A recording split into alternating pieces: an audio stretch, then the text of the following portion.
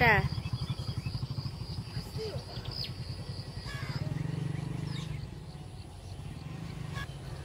আজকের ব্লগটা একদম কিন্তু অনেকটা বেলা থেকেই শুরু করলাম। এখন ঘড়ির কাঁটা দেখছি, দাঁড়াও, জানিও না 11:15টার ঘরে। রান্নাবান্না সব কাজ হয়ে গেছে। এখন হচ্ছে বসে বসে এডিট করব। আজকের ব্লগটা এত বেলা শুরু করার কারণ হচ্ছে আজকে রাত্রিরে কিছু রান্না হবে, সেগুলো ভাবলাম তোমাদের সঙ্গে শেয়ার করব।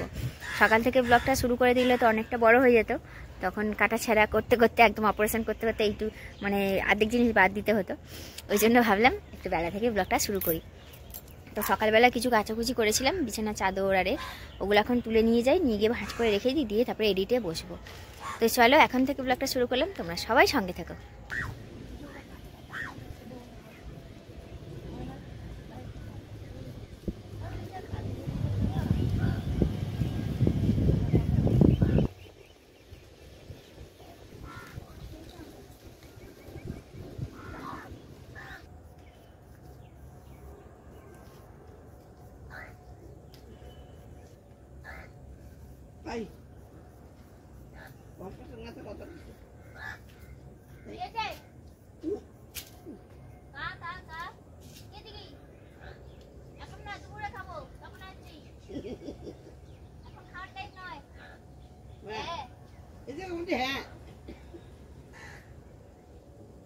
এই কাকটা এনো, অনেক কথা বোঝে আমার।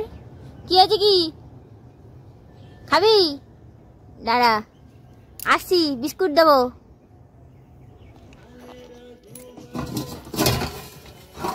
কালকে পিঠে করেছিলাম, একটা পিঠে দিই কাকটাকে, জানো, জানি না কে কোন রূপে আসে। ওই দেখো কাকটা বসে বসে পিঠে খাচ্ছে, ওই দেখো নিয়েছে মুখে করে, দেখতে পাচ্ছ? দাঁড়া তোকেও দিচ্ছি, আয় আয়। ওই দেখো একজনকে যেই দিয়েছি কতগুলো চলে এসেছে কাক।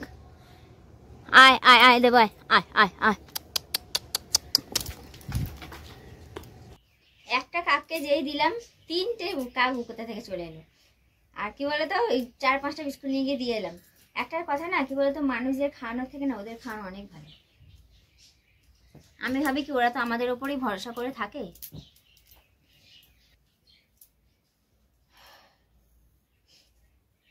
আজকে কি রান্না বান্না হয়েছে সেটা তোমাদের যখন খাবো তখন দেখাবো। আজকে এক তরকারি হয়েছে।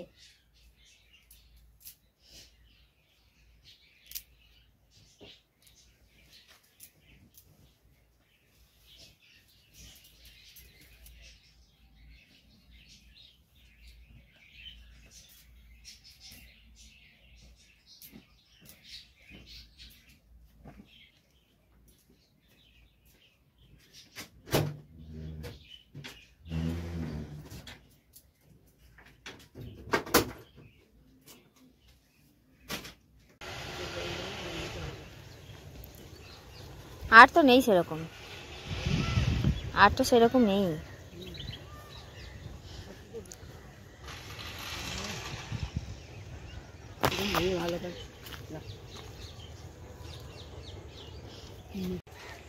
এখন সময় কিন্তু 2টো বাজে, খাওয়া দাওয়া হয়ে গেছে।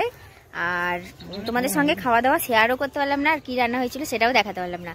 কারণ কি বলতো, ভিডিওটা সেভ করতে বসিয়ে দিয়ে ওইসব কিছু মানে করতে হলো। কারণ ভিডিও সেভ করতে বসিয়ে দিয়েছি আর সেভ হচ্ছিল না, অনেকটা টাইম লাগছিল। আবার যদি আমি ভিডিও অন করতে যেতাম সে আবার শুরু থেকে সেভ করতে হতো, ওই কারণে মোবাইলে আর হাত দিইনি। তো আজকে কী হয়েছিল রান্না বলে তো, ডিমের অমলেট করে আলু দিয়ে ঝাল হয়েছিল, মানে মাখা মাখা তরকারি হয়েছিল। যেহেতু একবেলা তরকারি তো ওই জন্য ওরকমভাবে করা হয়েছিল। আর রাত্রিরে হবে আজকে পালক পনির। যার দাদুর কাছ থেকে কয়েকটা পালং শাক নিলাম। আসলে কি হয়েছিল বলো তো, রবিবারে তো পালং শাক আনা হয়েছে বাজার দিয়ে, আর শুকিয়ে গেছে পালং শাকগুলো, না নেতিয়ে গেছে, সেই টাটকা ভাবটা আর নেই।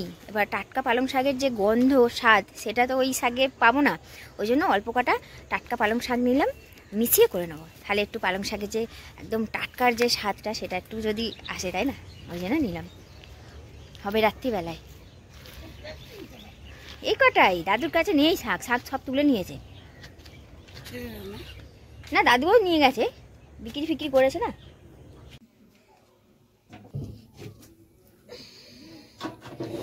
বন্ধুরা এখন সময় 8টা বাজে, আর অনেকক্ষণ পর আমি ক্যামেরাটা অন করলাম, কারণ তোমাদের একটু বলছি ক্যামেরার সামনে এসে।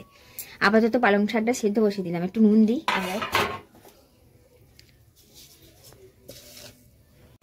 এখন সময় 8টা বাজে, তোমাদের তো বললামই। ঠান্ডা লেগেছে জানো, আমার চোখ খুলতে পারছি না, চোখ খুলেই মানে জ্বালা জ্বালা করছে, হাওয়া আলো লাগলেই। খুঁজবে না, কোনো জিনিস খুঁজবে না। খুঁজে কোনো দরকার আছে কি এখানে? কি খুঁজবো আমি? ছুরিটাকে কেন খুঁজতে যাবো?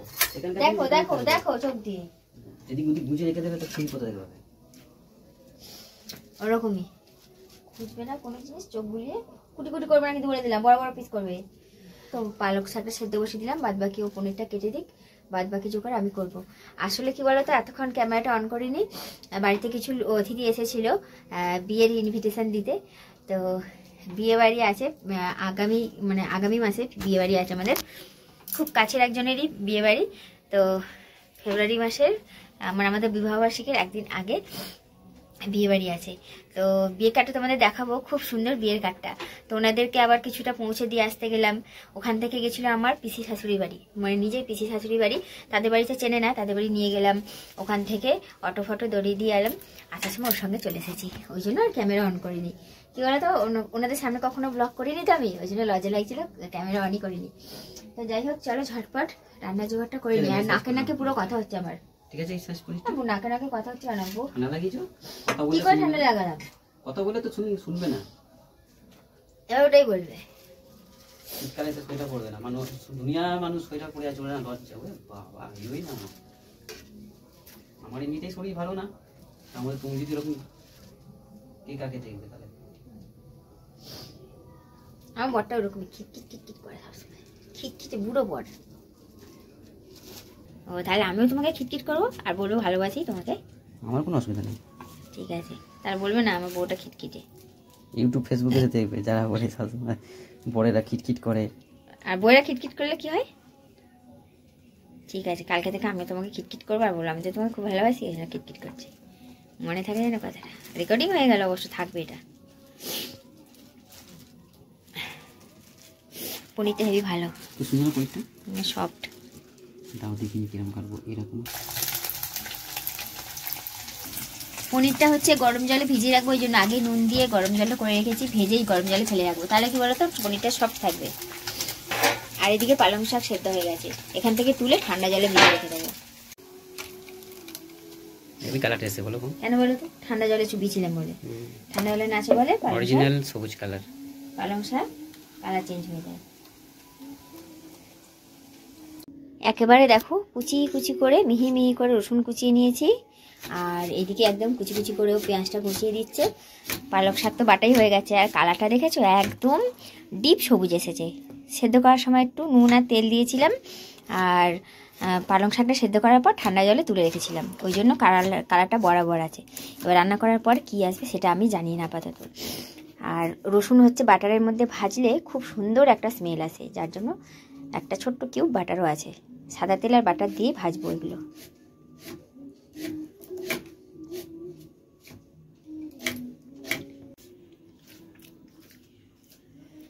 এর মধ্যে জানো তো, হঠাৎ করে শরীরটা খুব খারাপ লাগছে, ঠান্ডা লেগেছে বললাম না, চোখ খুলতে পারছি না।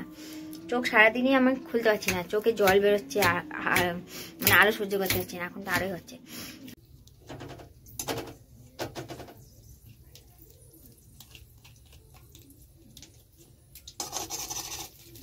অল্প একটু জিরে দেবো,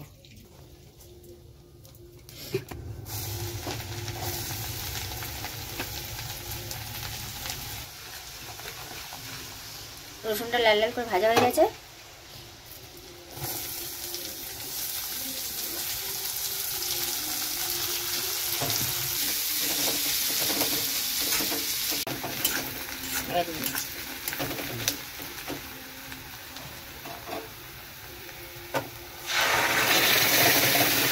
এই নাচন কোচন করছিস কেন? এই গন্ধটা বেরিয়ে যাবে।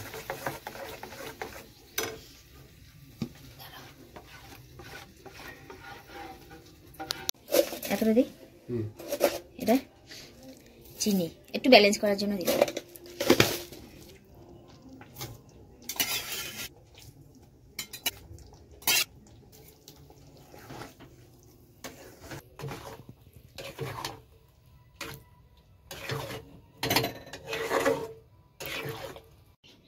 Tan tan. তো দেখো পালাক পনির পালাক পনির একেবারে রেডি। আর অফ ক্যামেরায় আমি দুটো জিনিস দিয়েছি, কস্তুরি মেথি আর কয়েকটা কাঁচা লঙ্কা কুচিয়ে দিয়েছিলাম, কাঁচা লঙ্কা শুকনো লঙ্কা, ঠিক আছে, ঝাল লাগছিল না বলে। আর কালারটা দেখো একদম কিন্তু একই রকম আছে, সবুজ কালারটা এক ফোঁটাও কিন্তু নষ্ট হয়নি, একদম মনের মতন সবুজ কালারটা এসেছে। তো এবার হচ্ছে ঢাকা দিয়ে রেখে দিই, আর এবার আটা মাখে রুটি করব। এখন সময় 9:30 বাজে। আর একটা জিনিস মিস হয়ে গেছে, কি বলতো, ফ্রেশ ক্রিম। ওপর থেকে যদি একটা ফ্রেশ ক্রিম দিয়ে গার্নিশ করে দিতাম, দারুণ দেখতে লাগতো, সবুজের মধ্যে সাদা।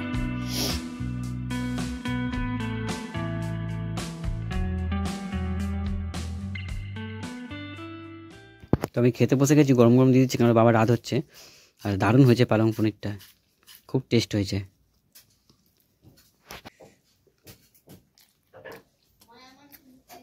দারুণ হয়েছে খেতে, অনেকদিন বাদে খাচ্ছি তো, ওই জন্য ভালো লাগে।